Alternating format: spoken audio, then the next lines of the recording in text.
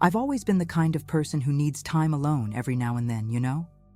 I work as a graphic designer, and being stuck in front of a screen all day really drains me. A few months ago, I decided I needed a break. No technology, no city noise, just me and nature. That's when I found the perfect Airbnb, a cabin deep in the woods, completely isolated. The host assured me it was safe, with decent cell service in case of emergencies, and even a fireplace for chilly nights. I couldn't wait to spend a few days there, just listening to the sound of the trees and the wind. I arrived on a Thursday afternoon. The sun was starting to set, and everything looked exactly like the photos. A rustic, cozy cabin surrounded by dense trees. It was perfect. The first night went by peacefully. I had a simple dinner, sat on the porch with a cup of tea, and listened to the crickets. It was exactly what I needed. But the next morning, as I was having coffee, I noticed something strange out the window. Outside, among the trees, there was a man standing there. He was about 50 yards away, tall, thin, wearing a dark jacket. He wasn't doing anything, just standing there, staring in the direction of the cabin. My first thought was that he was a hunter, or maybe a local passing through. But even as I tried to rationalize it, a shiver ran down my spine. It wasn't normal, right? I stood there for a few minutes, watching him, until he suddenly turned and slowly walked into the forest, disappearing among the trees. I tried to brush it off and go about my day, but the image of that man standing there stuck in my mind. Later in the afternoon, I decided to explore the area to distract myself and get a better feel for the place. I brought my phone with me, more for a sense of security than anything else since the signal wasn't great. The forest was dense and eerily quiet, and the trees seemed taller than I remembered from the night before. The further I walked, the stronger the feeling that I was being watched. Sure, it could have been paranoia after what I saw in the morning, but the unease was hard to shake. When I returned to the cabin, the sun was already setting. I locked the door and tried to convince myself it was all in my head. Then, around 8 p.m., I heard a knock at the door. My heart raced. Who would be knocking on the door of an isolated cabin in the middle of the woods? I crept to the door and peeked through the peephole. It was him, the same man. Now I could see more details. His face was thin, almost too pale, and his eyes were deep-set, unblinking. He didn't look aggressive, but there was something deeply unsettling about the way he just stood there, waiting. When I asked who he was, he replied in a calm, low voice, "I'm lost. I need help finding my way." My first instinct was to hesitate. Something about him felt off, but at the same time, it's hard to ignore a plea for help. You always hear stories about not trusting strangers, but in situations like that, the line between caution and humanity gets blurry. I told him I didn't know the area well and suggested he head to the main road. He stood there a moment longer, then finally walked away, disappearing into the trees. I made sure to watch him until he disappeared into the trees before closing all the curtains and double-checking the locks. From that moment on, the cabin didn't feel as welcoming. Every creak of the wood or sound from outside made me jump. I tried distracting myself by watching something on my phone, but the battery soon died, and the sense of isolation only grew stronger. I spent the rest of the night listening to the wind and trying to convince myself it was just a coincidence. Maybe he really was lost, and I was just being paranoid. But deep down, I knew this wasn't normal. The next morning, I decided to head out early and walk around the cabin to see if I could spot any footprints or signs that he'd come back. I didn't find anything, which should have been reassuring, but it only made me feel more uneasy. I went back inside and resolved to stay in for the rest of the day, keeping the doors locked. It seemed like a good plan, until dusk. Around 6 p.m., as I was preparing something to eat, I heard footsteps on the porch. This time there was no knock, just the sound of someone moving outside. My chest tightened, and before I could decide what to do, I heard that same voice again. "I'm lost again." It was him. The same calm, deep voice. But this time, it felt closer. Almost intimate, like he knew I was standing there, frozen, listening. I couldn't move. I just stood there, holding my breath, as if that could make me invisible. He didn't knock on the door this time or ask to come in. He just stayed outside, repeating those same words in a mechanical tone. I'm lost again. That's when I realized something that made my blood run cold. The living room curtains were still open. Out of the corner of my eye, I slowly turned toward the window, and there he was, standing on the porch, staring directly at me. His face looked even more off up close, like his features weren't entirely human, but something trying to mimic it. He didn't smile, didn't make any threatening movements. He just stood there, waiting for me to do something. My first instinct was to run to the kitchen and grab the nearest knife. I locked myself in the bedroom and sat on the floor, gripping the knife tightly. The silence outside was worse than the footsteps or his voice. After what felt like hours, I finally worked up the courage to peek out the bedroom window, which faced the back of the cabin. He was gone. I thought about running to the car, but the fear that he might be hiding nearby stopped me. I tried calling the Airbnb host's emergency number, but as expected, there was no signal. It was just me and him now, and all I could do was hope he'd leave or figure out how to escape before things got worse. The night was pure hell. I spent hours sitting on the floor of the bedroom, holding the knife, trying to listen for any sound that might mean he was still there. The silence was so heavy that I could hear my own heartbeat in my ears. Around 3 a.m., exhaustion got the better of me, and I must have dozed off. I woke up to a loud thud, like something had fallen. My first thought was that he'd made it inside. My hands were trembling so badly I almost dropped the knife as I stood up. I took a deep breath, telling myself I had to act. I opened the bedroom door slowly, knife in hand, and stepped out. The living room looked exactly as I'd left it, except for one thing. The front door, which I'd locked, was wide open. My mind raced, trying to find a logical explanation, but nothing made sense. The door wasn't broken, and the locks were still intact. That's when I heard footsteps inside the house, coming from the kitchen. My body froze. The steps were slow, deliberate, as if he knew I was listening. Every instinct told me to run, but I knew if he was already inside, there was nowhere to go. Summoning the last shred of courage I had, I walked to the living room, keeping my eyes on the hallway that led to the kitchen. When I reached the doorway, I saw his silhouette. He was standing in the middle of the kitchen, staring at me with that same blank, unsettling expression, as if waiting for me to say something. I didn't know what to do. My survival instincts were screaming at me to run, but fear kept me rooted in place. He didn't move, didn't say a word. He just stared at me. The silence was so oppressive, it felt like it was crushing the room. That's when I noticed something in his hand, a crumpled piece of paper. Slowly, he raised his arm and dropped it to the floor, as if he wanted me to take it. I don't know where I found the courage, but I took a step forward, still clutching the knife, and picked up the paper. There was something written on it, but the kitchen light was too dim to make it out. When I looked back up, he was gone. I didn't hear footsteps or doors opening. He had just vanished. I didn't think twice. I grabbed my things and ran to the car. The car door was unlocked, something I could have sworn I'd secured before. I jumped in, started the engine, and drove without looking back. I didn't stop until I reached a gas station on the main road, just as the sun was rising. It was only then that I finally worked up the nerve to look at the paper.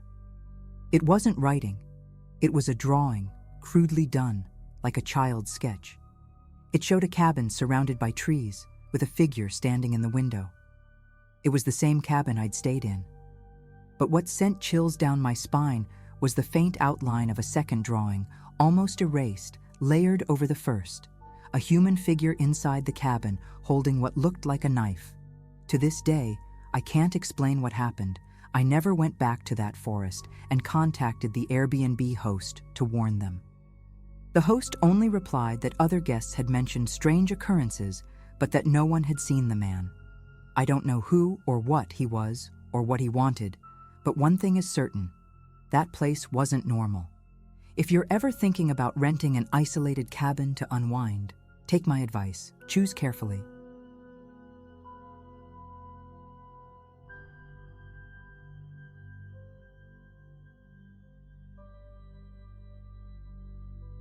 I'm not usually one to stay in Airbnbs, but that October, I had no choice. I was in Denver for a work conference, and since everything downtown was too expensive, I ended up renting a small house on the outskirts, in a neighborhood that had clearly seen better days. The streets were full of potholes, the houses had rusted fences, and at night, almost no lights were on in the windows. But I tried not to think much of it. The place had good reviews, and the host seemed friendly. When I arrived, the house wasn't anything special, an old structure with peeling paint, but inside, it was clean, and the couch looked comfortable enough to relax on after a long day. That night, I was exhausted. I'd spent the whole day running between meetings and presentations and barely had the energy to eat a sandwich before collapsing into bed. The bed was old, creaking at the slightest movement, but it was enough. I remember glancing at the clock, 10:13 p.m., before turning off the lights and passing out. I thought the neighborhood would be noisy, but everything was eerily quiet. No barking dogs, no cars driving by, not even the faint hum of a TV. It was a heavy silence, almost unsettling, but I didn't dwell on it. All I wanted was a good night's sleep. I woke up in the middle of the night with a strange feeling. It wasn't a noise that woke me, nor a bad dream. It was something different, like the air around me was heavy, loaded with a tension I couldn't explain. The room was dark, but a faint beam of light from the street filtered through the thin curtains, illuminating the furniture just enough. I lay there for a few seconds, completely still, trying to understand why my body felt on high alert. That's when I noticed something that froze me to my core, a figure standing at the foot of the bed. My heart was racing, but I couldn't move. The figure was tall, thin, and completely motionless. I couldn't see its face because the dim light barely outlined its silhouette, but it was definitely a person. My first thought was that maybe I was dreaming, but the chill running down my spine was far too real. There was no sound, no movement, except for my heart pounding uncontrollably. For a moment, I thought about screaming, but something inside me told me that wasn't a good idea. I forced myself to breathe slowly, trying to figure out a way out of this. My mind was racing, desperately searching for a plan. There were no weapons or objects nearby that I could use to defend myself. I thought about grabbing my phone from the nightstand, but my arm felt paralyzed. The intruder didn't make a sound or move. That was what scared me the most, the complete absence of movement. Finally, I mustered the courage to sit up in bed, moving as slowly as possible to avoid provoking him. "Who are you?" I asked, my voice barely a whisper, hoarse with fear. The figure didn't answer. It just stood there, like a living shadow, staring at me. Then, as if snapped out of a trance, it moved. Not in a normal way. It was slow, almost unnatural, as if it were gliding backward toward the bedroom door. My heart felt like it was about to burst. As soon as it disappeared down the hallway, I jumped out of bed. I didn't think twice. I grabbed my keys, which luckily were still in the pocket of my pants on the floor, and ran for the front door. When I opened it, the cold night air hit my face, and that's when I realized how much I was sweating. I didn't look back. I didn't want to know if it was following me. I sprinted to my car parked on the street and got inside so fast that I didn't even notice I was barefoot. Inside the car, trembling and breathing heavily, I tried to calm down. I started the engine and shifted into gear without even thinking about where I was going. My only goal was to get as far away from that house as possible. The street was deserted, and the silence outside made everything even scarier. As I drove, the adrenaline began to wear off, and I started to realize how surreal everything felt.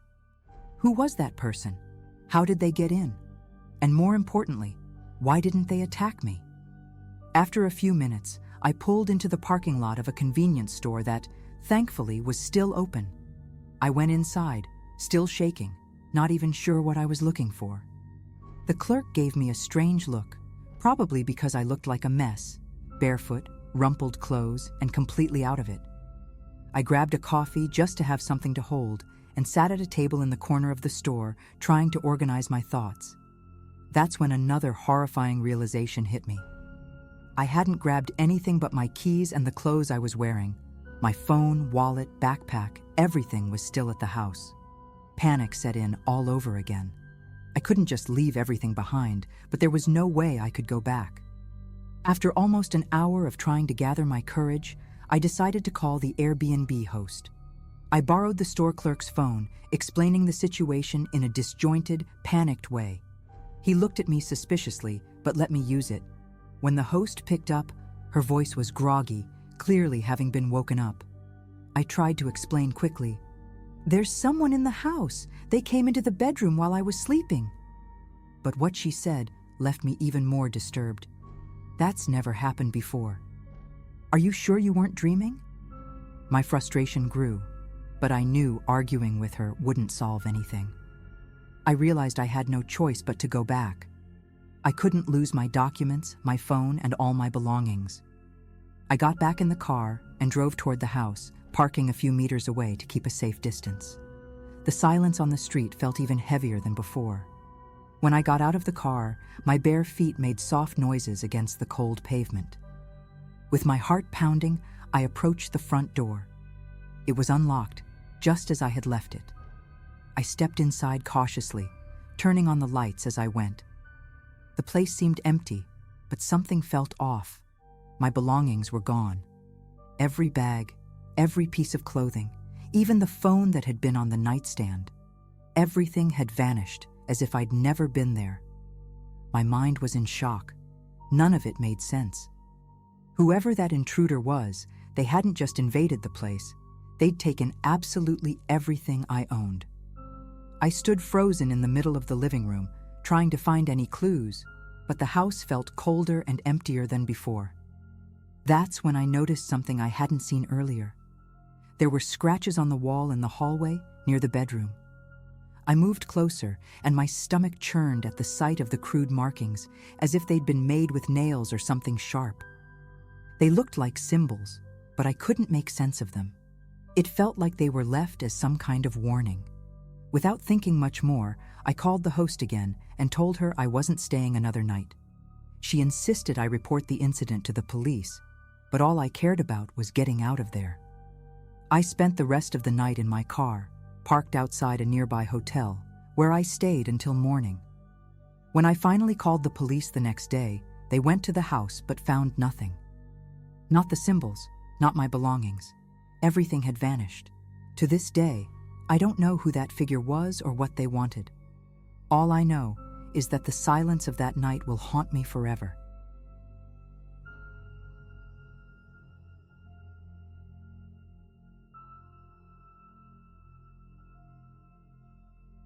I've never been the type to rent cabins or houses to work, but at that time, I had no choice. It was 2021, at the height of remote work, and I desperately needed a place to focus and finish an important project. I live in a noisy city, and with my neighbor renovating the apartment next door, the idea of a secluded cabin seemed perfect. I found an Airbnb that looked ideal, a small wooden house deep in the woods, about 30 miles from the nearest town. The reviews described it as peaceful and perfect for relaxing. Little did I know, what I'd find there would be anything but relaxing. I arrived on a Friday afternoon, just in time to settle in before sunset. The cabin was charming, with a porch surrounded by dense trees and the smell of aged wood that gave it a cozy feeling. The owner had left a note on the kitchen table with basic instructions: how to turn on the heater, where to find the utensils, that sort of thing. The internet was surprisingly good for such an isolated spot, which was essential for me. After unpacking, I took a quick walk around the property. The place felt so quiet that even the sound of leaves rustling in the wind seemed louder than usual. It was only when I returned inside that I noticed something strange. There were small footprints in the dirt near the back door, as if someone had been walking around. At the time, I convinced myself it must have been a small animal, maybe a dog from the nearest neighbor, who, according to the map, lived nearly a mile away. That night, everything seemed calm, but I couldn't shake the feeling that something was off. While making tea in the kitchen, I noticed one of the windows in the living room was slightly open. I found it odd because I was sure I had closed them all when I arrived. Again, I tried not to overthink it. Maybe the wind had forced it open, or maybe I was just tired. I shut the window, locked the front door, and went to bed. I was exhausted, but the complete silence of the place made it hard to sleep.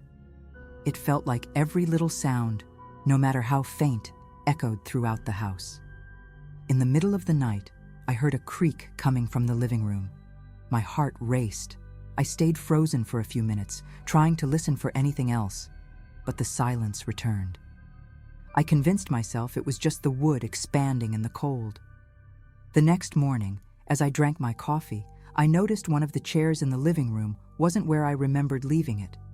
It was a small armchair, easy to move. I stared at it for a few seconds, trying to recall if I had moved it myself and just forgotten. I decided not to dwell on it. My deadline was tight, and I needed to focus. I spent the day on my laptop, but I couldn't shake a nagging feeling that something was out of place. By late afternoon, I went for a walk to clear my head. That's when I noticed something that made my stomach drop. Alongside the small footprints I had seen the night before, there were now fresher ones, even closer to the back door. I took a deep breath, trying to stay calm, and went back inside, locking the door carefully this time. That night, the feeling that something was wrong grew even stronger. After dinner, I noticed my water bottle, which I had left on the side table by the couch, was now on the kitchen counter. There was no way I had moved it without realizing it. My heart started racing, but I tried to convince myself I was being paranoid. I spent the rest of the night working, but every noise from outside, rustling leaves, branches snapping in the distance, made me feel more uneasy. Before going to bed, I double-checked all the locks, making sure no windows or doors were left open. Around 3 a.m., I woke up to a muffled sound coming from beneath the floor. It was rhythmic, like something being dragged in the crawl space under the cabin. My whole body froze. For a few minutes, I stayed completely still, holding my breath and listening to that repetitive noise. Finally, I mustered the courage to turn on the bedroom light and grab my phone. I turned on the flashlight and walked to the living room, trying to ignore the fear making my hands tremble. That's when I noticed the small hatch in the kitchen, something I hadn't seen before. It was covered in a layer of dust, but there was a fresh mark, as if it had been moved recently. My heart pounded in my chest. Whatever was down there wasn't still. I thought about calling the cabin's owner, but honestly, I was frozen in fear. Each step toward the hatch felt heavier than the last, and the flashlight in my hand shook uncontrollably. When I finally got close, I crouched down slowly and touched the edge of the hatch. It was slightly loose, like it had been opened recently and not put back properly. I took a deep breath, bracing myself to open it, but the sound from below stopped abruptly. For a moment, everything was terrifyingly silent, the kind of silence where your own heartbeat feels deafening. Summoning every ounce of courage I didn't know I had, I pulled the hatch open. Beneath it was a dark, cramped space, illuminated only by the flickering beam of my flashlight. The smell of mildew and dust was overwhelming, but what caught my attention were the items scattered below. There was an old mattress covered by a dirty sheet and several personal belongings: a mug, a pair of worn-out children's sneakers, and a small backpack. My stomach churned at the sight. Someone had clearly been living down there. But the most chilling part was the feeling that I wasn't alone. A cold draft rose from the crawl space, making me step back just as I heard something moving deeper in the shadows. At that point, all I could think about was getting out of there as fast as possible. I slammed the hatch shut and ran to the bedroom to grab my things. My hands were shaking so badly that it took me a while to shove my phone into my pocket and open my suitcase. The silence from below was even more terrifying than the noise I had heard earlier, as if whatever was down there was waiting for me to let my guard down. I tried to convince myself it was just some desperate intruder using the space for shelter, but something about the situation felt wrong, deeply wrong. While I was packing in a frenzy, I heard a noise outside. It sounded like light, quick footsteps circling the cabin. I ran to the window to look out, but the darkness was too thick to see anything. I grabbed my car key and walked to the front door, but as I unlocked it, I noticed the latch on the back door had been tampered with. By that point, I wasn't thinking rationally anymore. I just bolted, throwing open the front door and running into the cold night, the crunch of dry leaves beneath my feet as I sprinted toward my car parked out front. I reached the car with my heart pounding in my chest. My hands were trembling so much that it took me a few tries to get the key into the ignition. As soon as the engine started, I turned on the headlights and looked back at the cabin. It seemed quiet, almost harmless, but something in the window reflections made my skin crawl. There was no one visible inside, but the headlights illuminated something near the back door. Fresh footprints in the dirt. Not just the small ones I'd seen before. These were of different sizes, like more than one person had recently been there. I didn't wait to find out. I threw the car into gear and sped away, navigating the winding forest road as fast as I could. The feeling of being watched didn't leave me, even after I left the cabin far behind. I reached a gas station in the nearest town, shaken to the core. While waiting inside the convenience store for someone to call the police, I replayed everything that had happened in my mind. The hatch, the sounds, the belongings down there. Whoever had been there had been living right beneath me. The police arrived about an hour later, but I never learned the outcome of the investigation. The cabin's owner never responded to me, and the Airbnb listing disappeared a few days later.